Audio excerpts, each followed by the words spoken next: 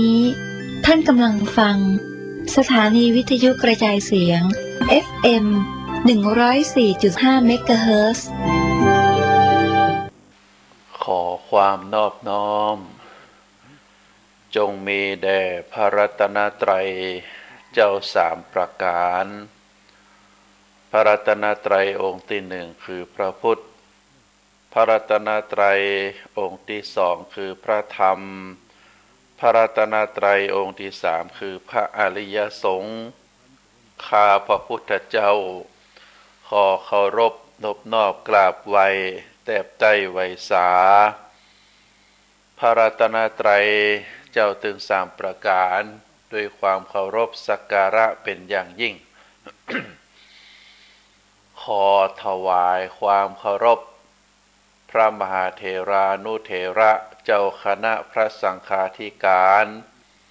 ครูบาอาจารย์ตลอดถึงพระภิกษุหนุ่มสามเณรน้อยจุตนจุองค์ขอเจริญพรศรัทธาญาติโยมนักศีลนักบุญทั้งหลายเนอะวันนี้อาตมาภาพพระครูปริยัติกิจจาภิวัตรแห่งสำนักวัดพระสิงห์อำเภอเมืองจังหวัดเชียงใหม่ประธานหน่วยอบรมประชาชนประจำตำบลพระสิงห์เขตหนึ่งก็ได้มีโอกาสมาพบกับท่านสาธุชนนักศีลนักบุญทั้งหลายต่างสถานีวิทยุคลื่นพระพุทธศาสนาคลื่นสีขาวแห่งนี้ เพื่อที่จะได้น้อมนำเอาพระธรรมคำสอนบ่ว่าจะเป็นเกร็ดธรรมเป็นคติธรรมเป็นปริศนาธรรมเป็นชาดกธรรมมามอบเป็นธรรมบรรณาการอาหารใจคือกับท่านสาธุชนนักศีลนักบุญทั้งหลายตามเวลาพอสมควรก่อนอื่นนั้นอนุโมทนาขอบคุณท่านผู้อำนวยการสถานีวิทยุคลื่นพระพุทธศาสนาแห่งนี้ตลอดถึงเจ้าหน้าที่ทุกท่านทุกรูปทุกคนที่ได้อำนวยความสะดวก คือเสียงธรรมอันเป็นเสียงแห่งมงคลนี้ได้เข้าถึงท่านสาธุชนนักบุญทั้งหลายเพราะว่าจะเป็นต่างคลื่นสถานีวิทยุต่างเทคโนโลยีอันประกอบไปด้วยไลน์ Facebook YouTube หรือต่างช่องต่างอื่นๆก็ดีก็ขออนุโมทนาบุญทุกท่านที่มีส่วนร่วมในการที่จะฮือพระธรรมคำสอนขององค์สมเด็จพระสัมมาสัมพุทธเจ้าเข้าสู่ถึงท่านสาธุชนพุทธบริษัทนักศีลนักบุญทั้งหลายการได้รับฟังพระธรรมคำสอนก็จะเป็นบุญเป็นกุศลเฮาเรียกว่าธรรมสวนามัยบุญสำเร็จด้วยการฟังธรรมในบุญกิริยาวัตถุ10ใน10อย่างนั้นมีข้อหนึ่งว่าธรรมสวนามัยบุญสำเร็จด้วยการฟังธรรมเทศนาธรรมเทศนาใหม่บุญสำเร็จด้วยการเทศนาธรรมเพราะฉะนั้นตึงผู้เทศตึงผู้ฟังก็จะเป็นบุญเป็นกุศลด้วยกันที่ว่าเป็นบุญเป็นกุศลนั้นก็เพราะว่าการได้ฟังเนื้อหาสาระธรรมอันเป็นคำสอนที่เป็นมงคลที่เป็นคุณงามความดีย่อมจะเกิดสติปัญญาให้กับท่านผู้ฟัง สุดสุสังราภเตปัญญังการฟังที่ดีย่อมให้เกิดสติปัญญาเมื่อเฮามีสติปัญญาแล้วเฮาก็จะได้มีความรู้ความเข้าใจได้นำพาการดำเนินชีวิตเป็นไปในทางที่ถูกต้องถูกธรรมถูกวินัย ถูกกฎหมายบ้านเมืองเพราะว่าการที่เฮาท่านทั้งหลายได้มีความรู้แล้วก็จะได้นำความรู้นั้นไปสู่การปฏิบัติการปฏิบัติธรรมนั้นเป็นสิ่งที่เฮาท่านทั้งหลายบางผู้บางคนอาจจะบ่เข้าใจคำว่าปฏิบัติธรรมนั้นบางทีท่านสาธุชนอาจจะบ่เข้าใจที่ว่าบ่เข้าใจนั้นที่อาตมาบอกว่าเมื่อเฮาได้ฟังพระสัทธรรมหรือข้อคิดคำสอนในทางพระพุทธศาสนาแล้วเมื่อฟังแล้วก็เอานำไปประพฤติปฏิบัติจากการที่เฮาฟังเกิดปัญญาองค์ความรู้ความเข้าใจแล้วเอาพระธรรมคำสอนเหล่านั้นมาประพฤติปฏิบัติความหมายบางคนอาจจะเข้าใจว่าการปฏิบัติธรรมนั้นก็คือการนุ่งขาวห่มขาว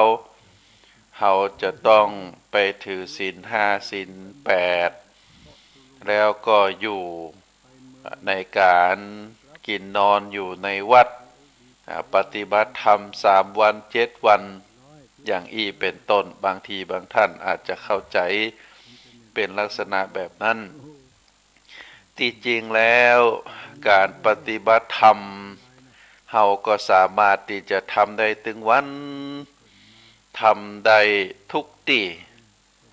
ทำได้ทุกที่บ่ว่าจะอยู่ที่บ้านหรือว่าจะอยู่ที่ทำงานเพราะว่าความหมายการปฏิบัติธรรมนั้นก็คือการเอาธรรมมาปฏิบัติเอาธรรมมาใช้เอามาใช้ในการดำเนินชีวิตเอามาใช้ในการทำงานคือเอาธรรมะมาใช้ให้เกิดประโยชน์ในชีวิตจริงนั่นเองเมื่อได้มีการปฏิบัติธรรมก็หมายความว่าเอาธรรมะมาใช้ในชีวิตจริงหรือเอามาใช้ให้เกิดประโยชน์แก่ชีวิตถ้ายังบ่ได้ใช้เฮาก็ถือว่าบ่ได้เป็นการปฏิบัติคำว่าปฏิบัติก็เพราะว่าเป็นซึ่งเดิมนั่นแปลว่าการเดินทางการเดินทางหรือเฮาใช้คำว่าปฏิปทาเพราะฉะนั้นในการปฏิบัติธรรมนั้นเฮาจะต้องใจให้ถูกการที่เฮาเอาธรรมะมาใช้ในการเดินทางชีวิตเอาธรรมะมาใช้ช่วยในการดำเนินชีวิตให้อย่างถูกต้องหรือเอามาช่วยในการเดินทางชีวิตเพื่อให้การดำเนินชีวิตนั้นเป็นไปโดยดีเราจะต้องอาศัยธรรมเป็นเครื่องนำพาการปฏิบัติธรรมก็จึงเป็นการที่เราท่านทั้งหลายจะต้องพินิจพิจารณาให้เข้าใจว่า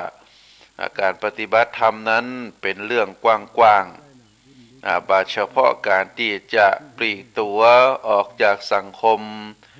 ไปอยู่ที่วัดไปอยู่ที่ป่าแล้วก็นั่งบำเพ็ญสมาธิหรืออย่างจะนั้นเพราะว่าการปฏิบัติธรรมจริงๆนั้นบ่ใจเป็นแค่นั้นอันนั้นเป็นเพียงส่วนหนึ่งเป็นการพยายามนำเอาธรรมะมาใช้ในขั้นลึกในการที่จะฝึกฝนจิตใจอย่างจริงจังโดยจะเรียกเป็นภาษาสมัยใหม่ก็อาจจะเป็นการปฏิบัติธรรมอย่างจริงจังอย่างเข้มข้น หรือลงลึกเฉพาะเรื่องที่เฮาได้นุ่งขาวห่มขาวไปอยู่ในวัดไปนั่งสมาธิ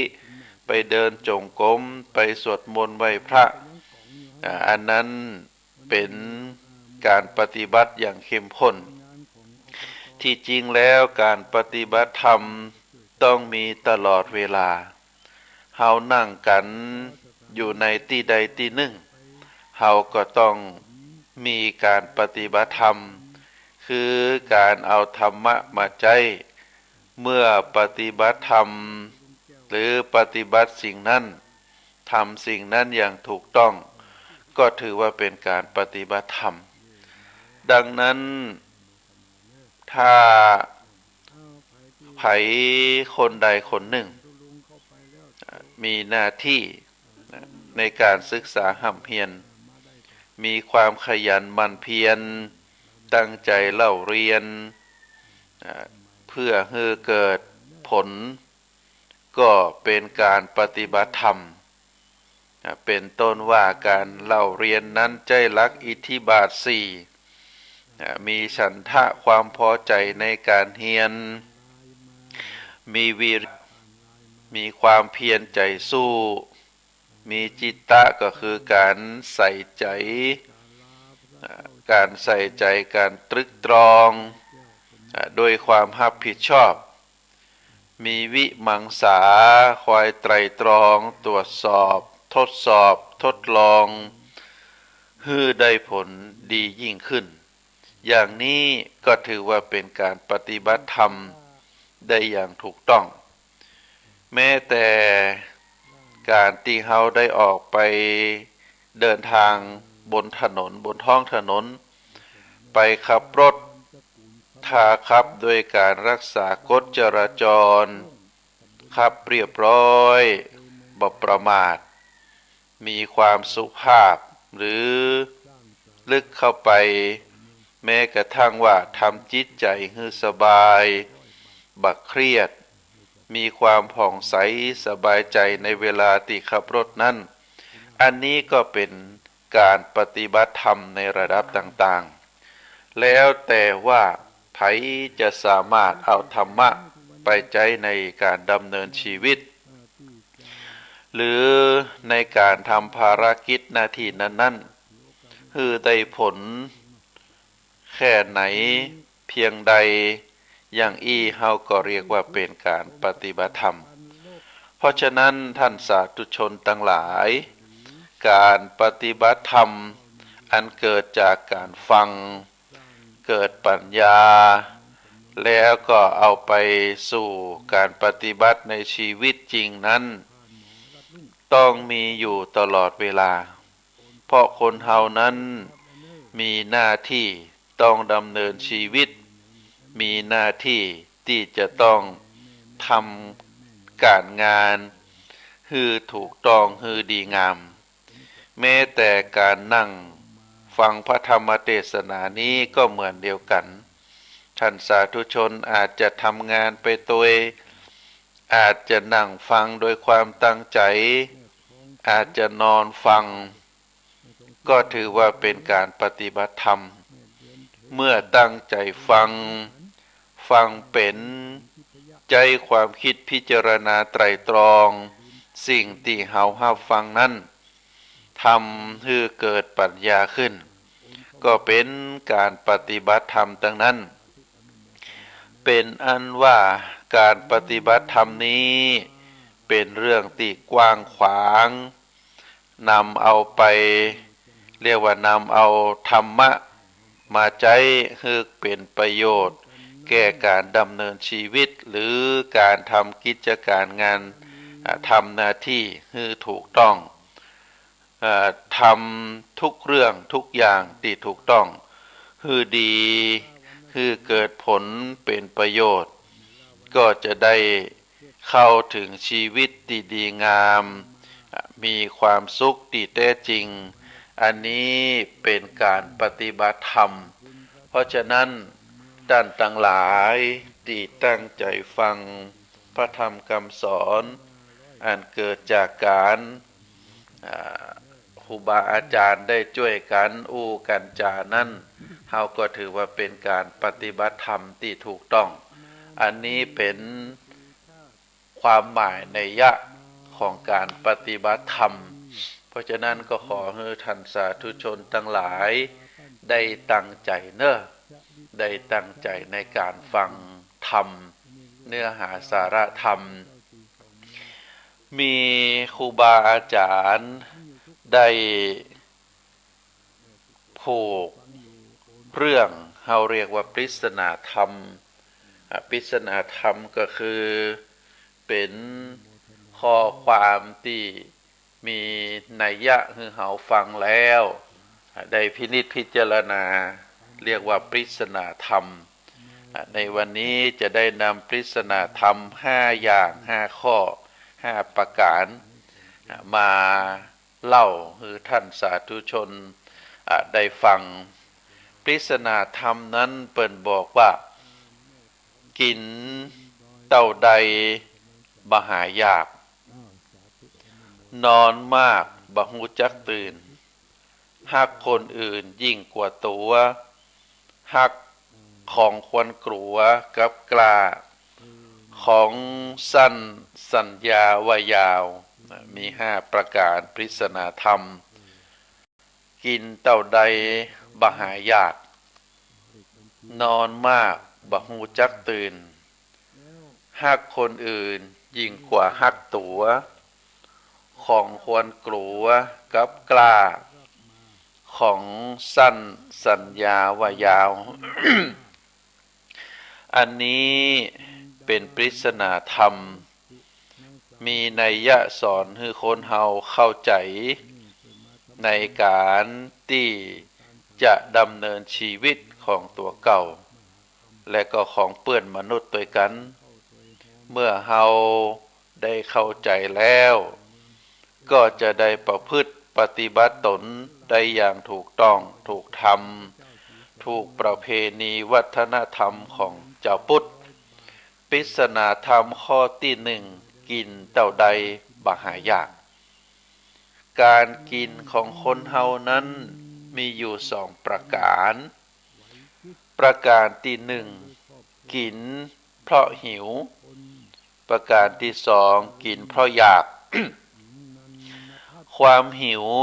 เป็นความต้องการของร่างกายมนุษย์เฮาบ่ว่าจะเป็นมนุษย์เป็นสัตว์เฮาอยู่ได้ก็เพราะว่าอาหารบรรดาคนและก็สัตว์ทั้งหลายนั้นเป็นอยู่ได้ก็เพราะอาหารถ้าเฮาบ่ได้กินอาหารเป็น1วัน2วัน3วันบางทีก็จะตายการกินเพราะความหิวเป็นความจำเป็นเฮาจะหันว่าเมื่อเฮาหิวแล้วเฮาก็กินโดยความระมัดระวังเมื่อกินเข้าไปแล้วเพียงพอต่อขนาดกระเพาะอาหารของตัวเก่ามันก็จะอิ่มเมื่ออิ่มรู้สึกว่าพอแล้วอาหารเหล่านั้นจะบ่อร่อยเพราะว่ามันอิ่มแล้วก็จะรู้สึกเกิดความเบื่อบางทีบางท่านก็เก็บไว้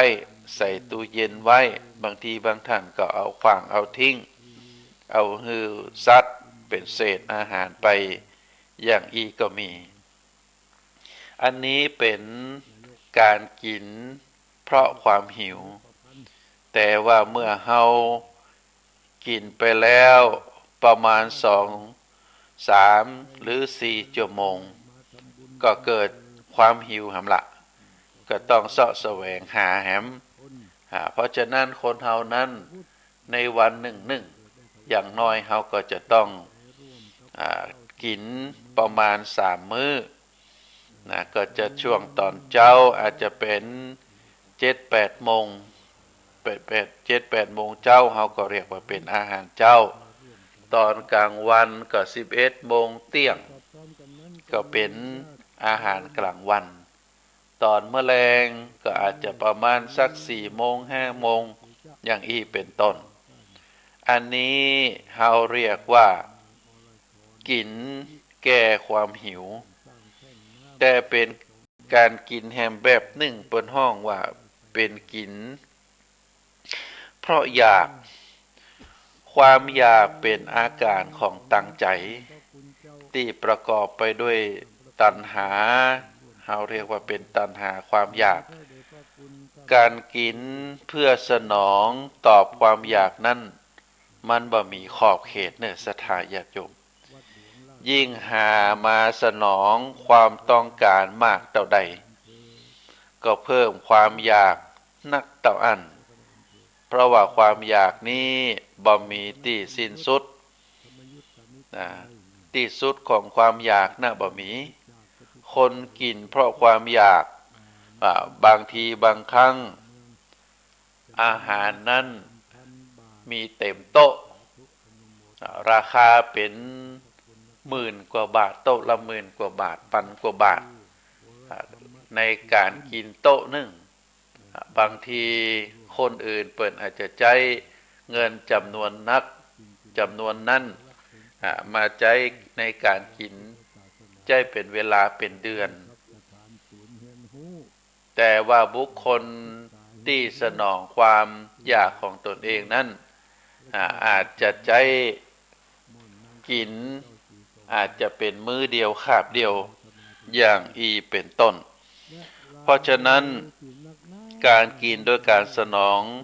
ต่อความอยากนั้นบางทีเราก็เสาะแสวงหาสิ่งใดที่มัน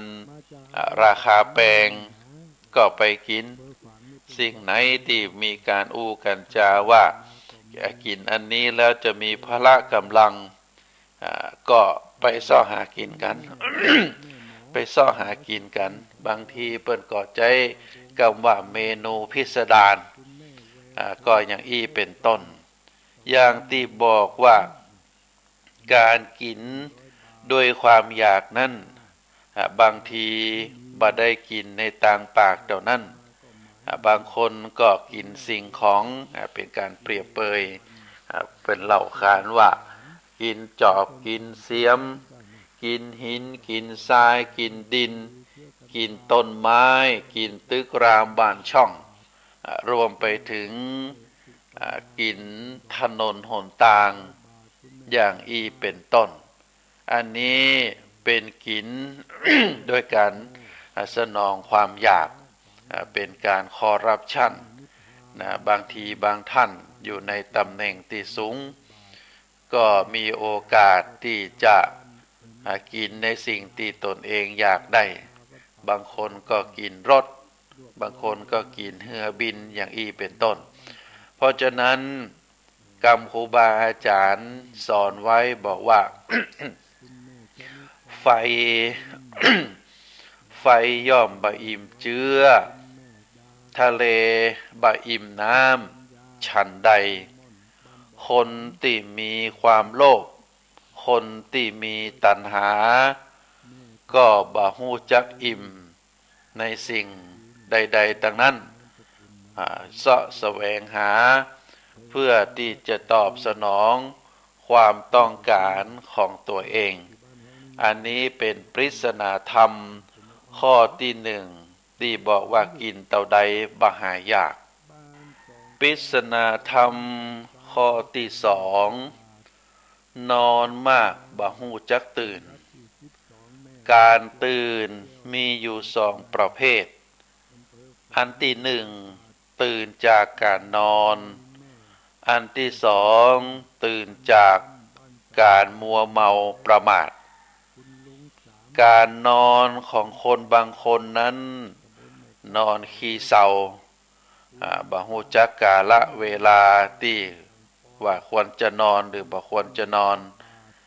บอกว่าเวลาเจ้าสายบ่ายเย็นบอกว่ากลางคืนกลางวันผู้ที่ฮู้จักแบ่งเวลาบ่หันแก่หลับบ่หันแก่นอนมากนักเฮาชื่อว่าเป็นผู้ตื่นจากการหลับอันนี้เป็นลักษณะของคนที่เปิ้นฮู้จักกาลเวลา แบ่งเวลาให้ถูกเพราะว่าโดยปกติแล้วมนุษย์หรือสัตว์ทั้งหลายก็จะใช้เวลาตอนเมื่อคืนเป็นเวลาพักผ่อนนอนหลับเวลาแม่วันก็ใช้ในการประกอบกิจการงานทุกคนมีเวลาเท่าเดียวกันธรรมชาติถือมาวันละ24 ชั่วโมงโดยปกติแล้วถ้าเฮาพิจารณาจริงๆแล้วใน24 ชั่วโมงเปิ้นจะแบ่งเป็นช่วงเรียกว่าช่วงละ8 ชั่วโมง38 24ก็จะลงตัวพอดีมนุษย์เฮานั้นร่างกายถ้าบ่พักผ่อนแล้วหรือพักผ่อนบ่เพียงพอแล้วก็เป็นการค้ำเขเป็นการทรมานร่างกายที่จะหลับจะนอนก็ไปทำสิ่งที่เป็นการค้ำเขร่างกายไปตอบสนองความอยากของตัวเองมนุษย์เฮานั้นถ้าแบ่งเวลาให้ถูกศรัทธาญาติโยม8 ชั่วโมง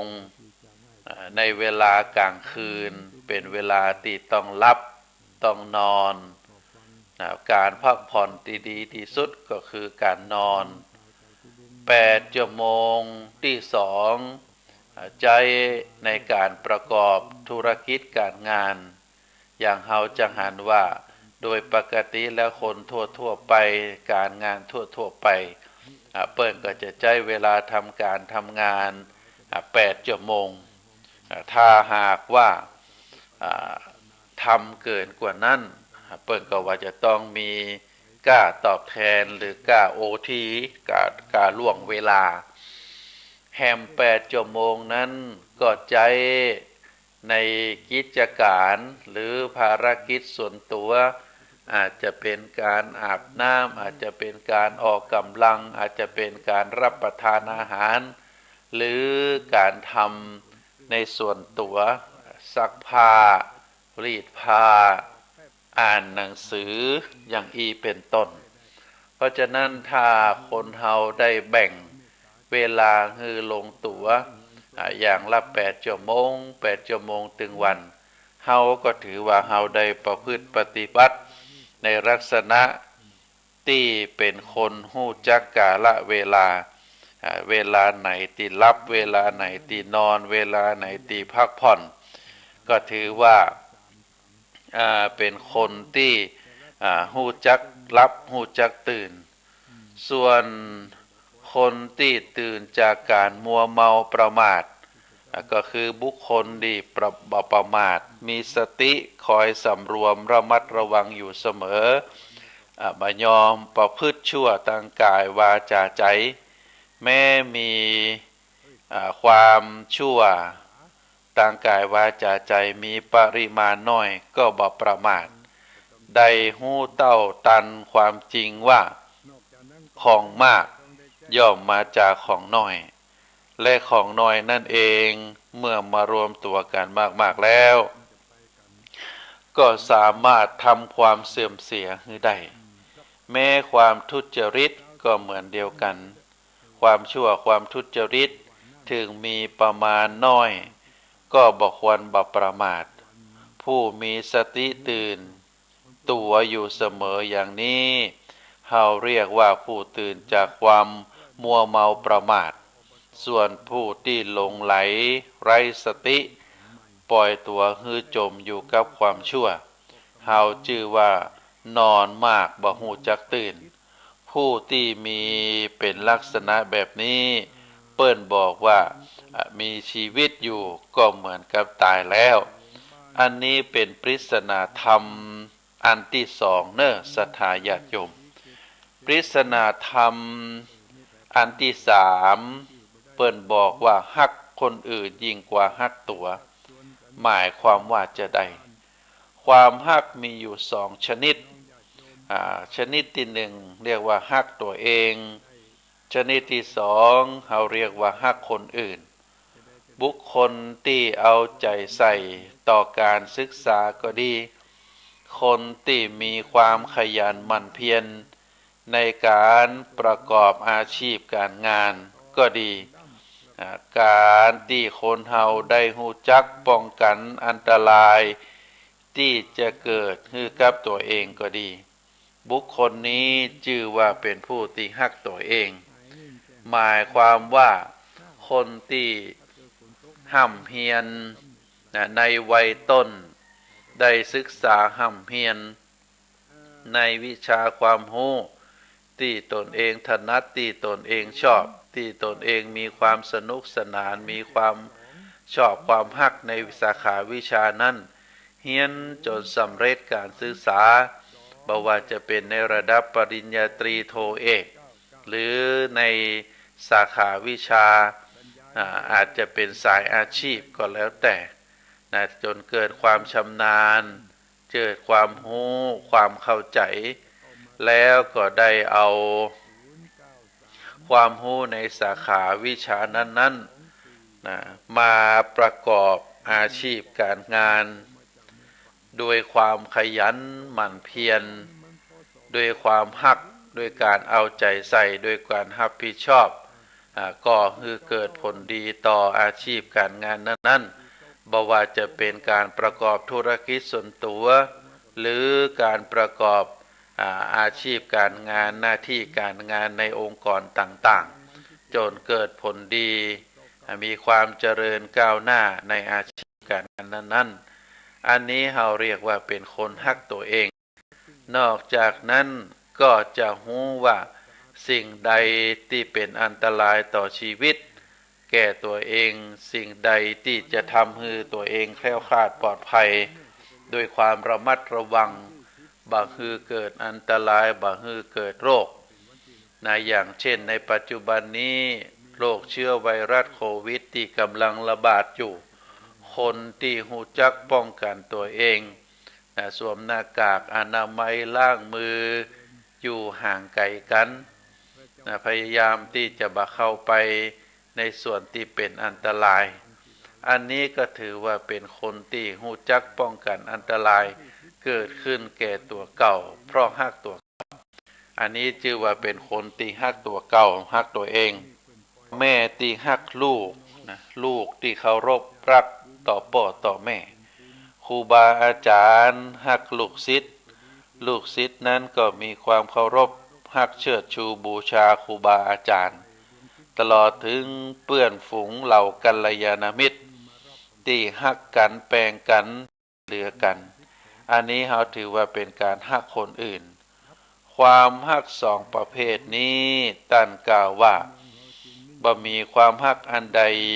ยิ่งใหญ่ไปกว่าการฮักตัวเก่าการแสดงความฮักออกมาโดยอาการใดก็ตามก็มุ่งผลสุดท้ายก็เพื่อตัวเองทั้งนั้น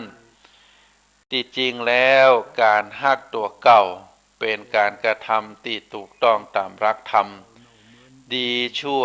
อยู่ที่ตัวธรรมสูงต่ำอยู่ที่ทำตัวเมื่อคนเฮาได้ทำตัวฮือดีแล้วชื่อว่าเฮาทำทุกอย่างฮือดีชื่อว่าทำทุกอย่างก็จะดีไปตัวเมื่อเฮาทำตัวฮือดีบางคนบางพวกแม้จะอูว่าฮักตัวเก่าหรือแสดงอาการว่าฮักตัวเก่าแต่การกระทำของตัวนั้นเป็นไปเพื่อฮักคนอื่นอย่างตัวอย่างคนหนุ่มสาวบางกู้หลงฮักกันยอมทำความชั่วยอมทำความผิดบอกว่าจะผิดกฎหมายบ้านเมืองผิดประเพณีวัฒนธรรมยอมทำตามคนที่เฮาฮักเป็นการรักษาน้ำใจกูฮักอย่างเปิ้นบอกว่าความฮักทำคือคนตาบอดคือมองบ่หันเหตุและผลที่ถูกต้องเมื่อเฮาทำเหตุที่ดีผลโดยมาก็จะเป็นผลที่ดีเมื่อเฮาทำเหตุที่บ่ดีผลที่โดยมาก็จะเป็นผลที่บ่ดีอันนี้ก็จะต้องพินิจพิจารณาพ่อแม่บางคนหลงฮักลูก กลัวลูกจะบทัดเทียมคนอื่นอดทนตรากตรำทำงานหรือบางทีทำสิ่งที่บ่ถูกต้องบ่คำนึงถึงก็เพื่อที่จะใจผลอันเกิดขึ้นจากสิ่งที่ตัวเองกระทำลงไปนั่นบ่ว่าจะถูกทำหรือว่าจะผิดทำผิดประเพณีนะก็เพื่อที่จะให้ลูกได้ดีเพราะว่าหลงลูกฮักลูกก็อันนี้ก็เป็นสิ่งที่บ่ถูกต้องบางครั้งบางคราวปู่ย่าตายายมัวห่วงลูกมัวห่วงหลานมัวห่วงเหลนอายุนักเข้าสู่วัยชราก็บ่ทำบุญสุนทานบ่ไปวัดบ่ไปวาบ่มีโอกาสที่จะบำเพ็ญคุณงามความดีสร้างสมบุญบารมีตลอดชีวิตเพราะว่ามัวเมาไปฮักลูกฮักหลานฮักเหลนกลัวจะเป็นจะนั่นกลัวจะเป็นจีนี่เลยลืมตัวเก่าบ่ได้ทำคุณงามความดีเพื่อตัวเก่ามัวไปหลงคนอื่นฮักคนอื่นห่วงคนอื่นอันนี้เปิ้นบอกว่าฮักผู้อื่นยิ่งกว่าฮักตัวเป็นปริศนาธรรมข้อที่3ปริศนาธรรมข้อที่4ของควรกลัวกับกล้าความกลัวนั้นมีอยู่2ประเภทเน้อศรัทธาญาติโยมกลัวสิ่งที่บ่ควรกลัวกับกลัวในสิ่งที่ควรกลัวอันธรรมดาความกลัวย่อมเป็นปกติของมนุษย์และสัตว์ทั่วไปแต่สัตว์หรือคนบางคนสัตว์บางประเภทคนบางคนกลัวในสิ่งที่บ่ควรกลัวมีเล่ากันว่า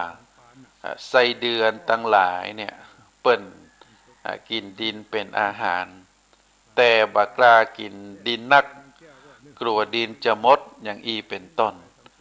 นกต้อยตีวิตนกน้อยต้อยตีวิตนี่เป็นนกประเภทหนึ่งปรากฏว่าเวลาเปิ้นไข่แล้วเนี่ยนอนเนี่ยเปิ้นจะหงายนอนหงายทับไข่ของมันเหยียดแข้งไปเพราะกลัวว่าฟ้าจะตกมาทับอันนี้นกต้อยตีวิตเป็นนกชนิดหนึ่งนกกระเรียนก็เหมือนเดียวกัน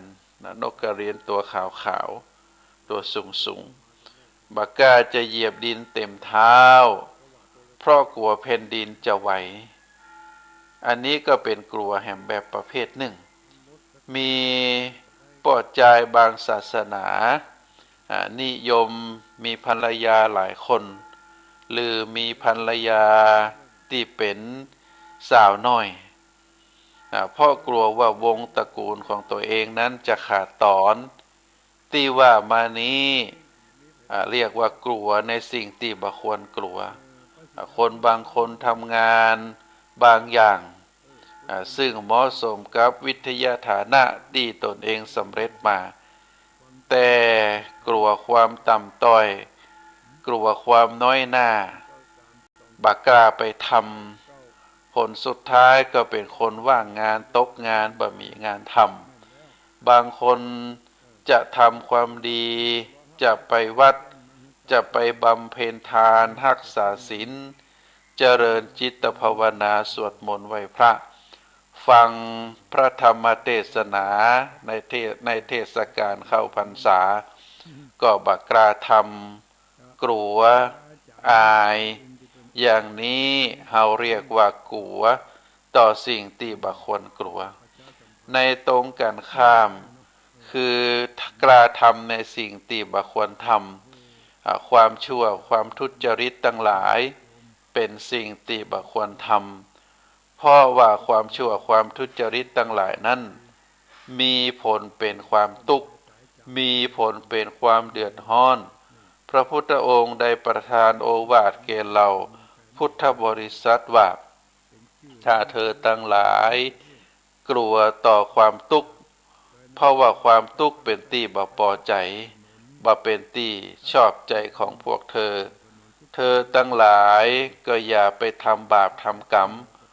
เพราะว่าบาปกรรมนั้นเป็นสิ่งที่บ่ดี เมื่อเฮาบ่ได้ทำบาปทำกรรมตึงในตีลับตาและก็ตีแจ้งนักปราชญ์สรรเสริญคนที่มีความกลัวต่อการทำบาปแต่ว่าบ่สรรเสริญคนที่กล้าในการทำบาปสัตบุรุษทั้งหลายคือคนฮู้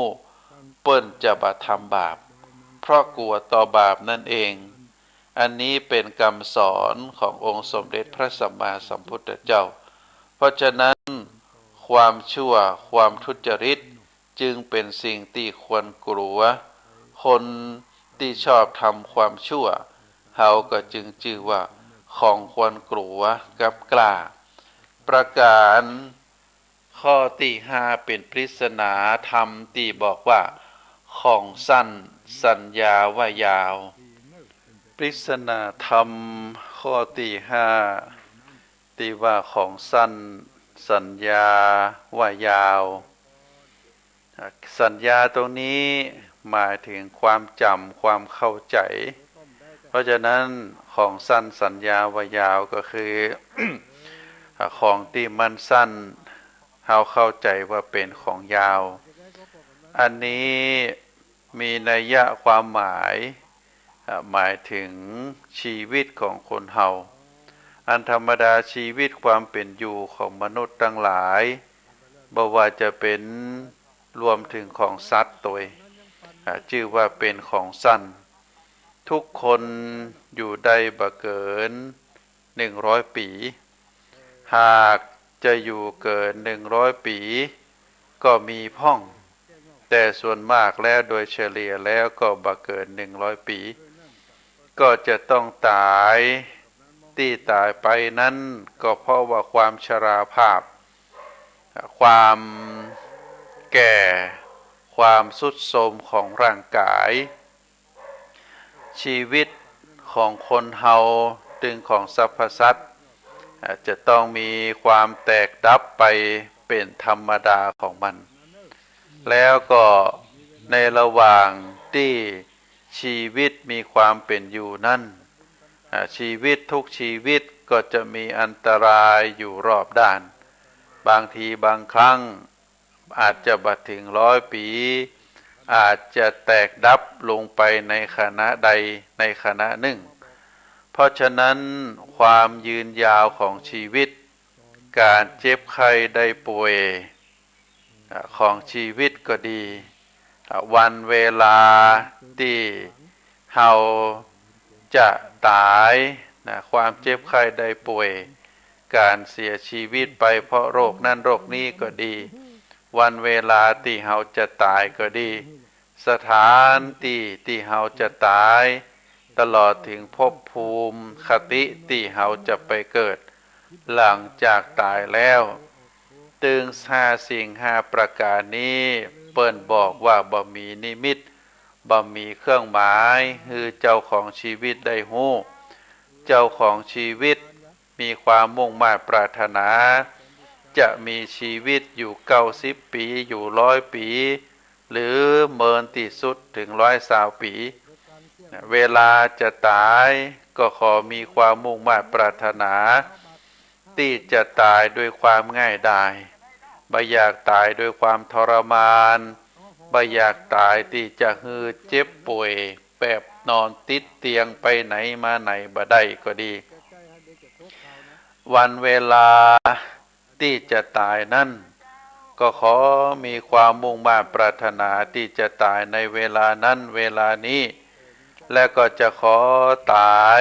ในห้องนอนของตนเองบ่ปรารถนาที่จะไปตายในที่อื่นเป็นต้นว่าบ่ขอไปตายที่โรงพยาบาลบ่ขอไปตายในน้ำบนบกกลางถนน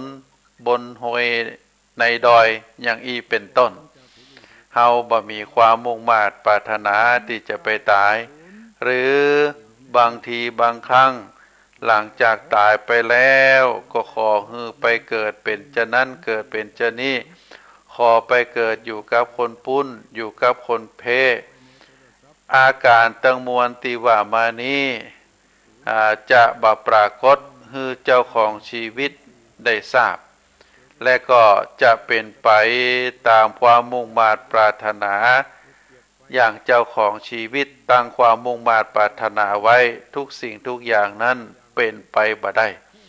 มันสุติกรรมสุติเวรสุติความดีสุติความชั่วที่เจ้าของชีวิตได้กระทำไว้เพราะฉะนั้นชีวิตทุกชีวิตนั้นเปิ้นบอกว่ามีการเวลาเป็นผู้ผลาญมีการเวลาเป็นผู้ทำลายมีการเวลาเป็นผู้กลืนกินเหล่าสรรพสัตว์ทั้งหลายและก็กลืนกินตัวของการเวลาเองตัวเพราะฉะนั้นเฮาในฐานะที่เป็นเจ้าของชีวิตก็ต้องพยายามพินิจพิจารณามีปริศนาธรรมเปิ่นผูกไว้บอกว่าพญายักษ์ตนหนึ่งมีในตาสองข้างข้างหนึ่งสว่างข้างหนึ่งริบหรี่มีปาก12 ปากฟันบ่มากปากละ34กินสัตว์ทั่วปัทภียักษ์ตนนี้คือไผกรรมเสลยก็คือพญายักษ์ตนนั้นก็คือภาการก็คือการเวลาอันได้แก่วันเดือนปีตาสองข้างก็หมายถึงว่าข้างคืนข้างแรมหรืออาจจะหมายถึงกลางคืนกลางวันปาก12 ปากก็หมายถึงปีหนึ่งนั่นมี12 เดือนฟัน34ก็คือเดือนหนึ่งมี30 วันกินสัตว์ทั่วปัตตภีก็คือกลืนกินสรรพสัตว์ตัวแผ่นดินปริศนาธรรมอันนี้ก็จะทำให้เฮาทั้งหลายได้ทราบว่าชีวิตเป็นของน้อยนิดแต่ผู้ที่หลงผิดคิดว่าชีวิตเป็นของยืนยาวมากแล้วตั้งอยู่ในความมัวเมาประมาทบ่แสวงหาคุณงามความดีจึงได้ตรงกับในปริศนาธรรมที่บอกว่าของสั้นสัญญาว่ายาวเพราะฉะนั้นก็ขอฝากให้ศรัทธาญาติโยมตั้งหลายได้พินิจพิจารณาเนอะนะว่าปริศนาธรรมที่ว่ามากินเต่าใดบ่ฮู้บ่หายยากนอนมากบ่ฮู้จักตื่นฮักคนอื่นยิ่งกว่าฮักตัวของกลัวก็กับกล้าของสั้นสัญญาว่ายาวก็ฝากให้ทุกท่านได้พินิจพิจารณาขอเจริญพร